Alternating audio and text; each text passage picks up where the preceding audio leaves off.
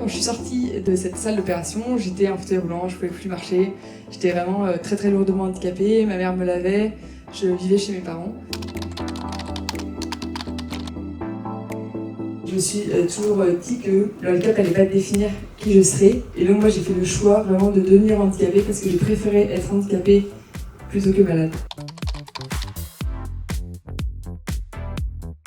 Bonjour à toutes et à tous, je m'appelle Mathilde Cavanis, je suis conférencière formatrice sur la thématique du handicap au travail et j'interviens en entreprise pour pouvoir parler à vos collaborateurs de l'importance de la prise en compte du handicap au travail, pour quelles raisons on est tous et toutes concernés par ces situations et on a tous notre rôle à jouer pour favoriser l'inclusion. On va voir ensemble quelques notions, donc déjà la notion du handicap au travail, la notion de RQTH. J'ai trouvé cette conférence franchement à la fois très émouvante et extrêmement riche aussi en termes d'enseignement, de contenu, d'information. Moi qui suis DRH, j'ai appris énormément de choses. Moi, je fais partie des ressources humaines. Il faut savoir que même avec un parcours juridique, des études juridiques, il y a encore des choses que je ne savais pas. Et je trouve que c'est essentiel, au-delà des fonctions de direction, d'avoir des ressources humaines qui sont formées, sensibilisées et qui s'intéressent au sujet avec des chiffres clés.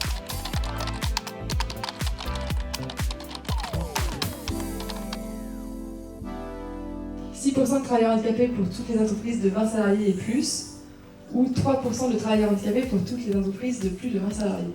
Quelle est la bonne réponse ?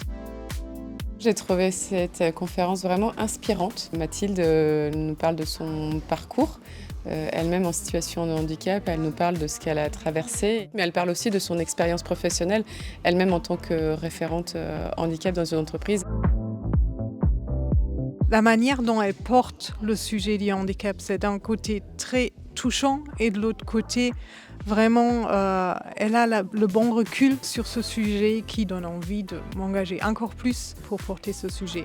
Tous concernés, la performance, le respect mutuel, c'est normal. Elle donne des messages clairs, simples, effectivement avec à l'appui des exemples concrets et du vécu. Je pense qu'à la fin, on comprend quel est l'intérêt pour un collaborateur de déclarer son handicap, pourquoi l'inclusion est importante et que chacun se sente à l'aise en fait.